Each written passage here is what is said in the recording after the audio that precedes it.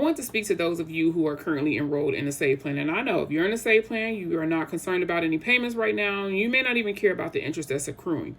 But one thing to know is that if you're someone that's enrolled in a SAVE plan, you're not, there's no cancellation for you.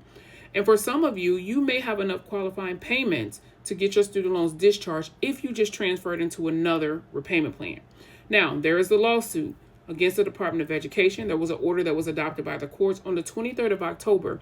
Basically, and what it is stating is that not only does the Department of Education have to discharge loans for those who qualify for income-based repayment, but they also have to discharge loans for borrowers who qualify for discharge under pay-as-you-earn and also income contingent repayment. Now, mind you, the Department of Education had tried to enjoin those two plans, pay-as-you-earn and also income contingent repayment, into the SAVE injunction. Basically, they were not allowing forgiveness. They were blocking borrowers' forgiveness under those two repayment plans.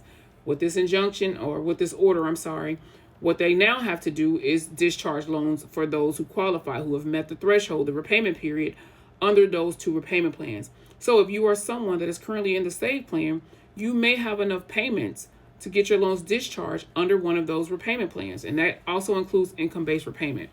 And I know that for student loan borrowers who were enrolling in income-based repayment who did not have a partial financial hardship may have been denied access to that plan. And that was due to some things as well with systems within the Department of Education. But now, if you are someone who got that denial that happened on or after the 4th of July when the One Big Beautiful Bill Act was enacted, you are encouraged to go ahead and reapply because that partial financial hardship should have been removed. But if you're in the SAVE plan, it's important that you are looking at your qualifying repayment count. And what you see above me is a link that you can go and look and kind of gauge what your qualifying payments look like under pay-as-you-earn, income contingent, or even income-based repayment, public service loan forgiveness as well, if you qualify. So that way you can kind of make an even more informed decision if you want to transfer out of the SAVE plan, okay? So that link is there. What you do is you log into your student aid account, and I actually have a video that shows you how to access this information. But you log into your student aid account, you type in that link there in a separate browser, and what it will do is it will show you all the information, the qualifying payments that you have already towards any of these plans here. It'll show you if you're eligible for these repayment plans.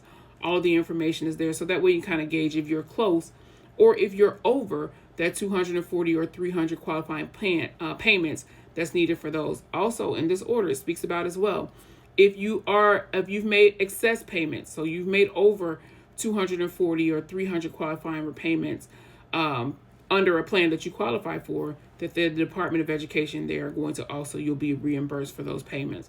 But like I said, for those of you who are in the SAVE plan, you have until December 31st, one of which is to avoid the taxes, because after the 31st of December, then there's a tax bill that you're subjected to. But if you get that application in on or before the 31st, and you don't have to worry about those federal taxes, and then also get the loans canceled and not have to worry about sitting in a forbearance and accruing unnecessary interest or dealing with any more unnecessary debt. Okay, I hope that helps.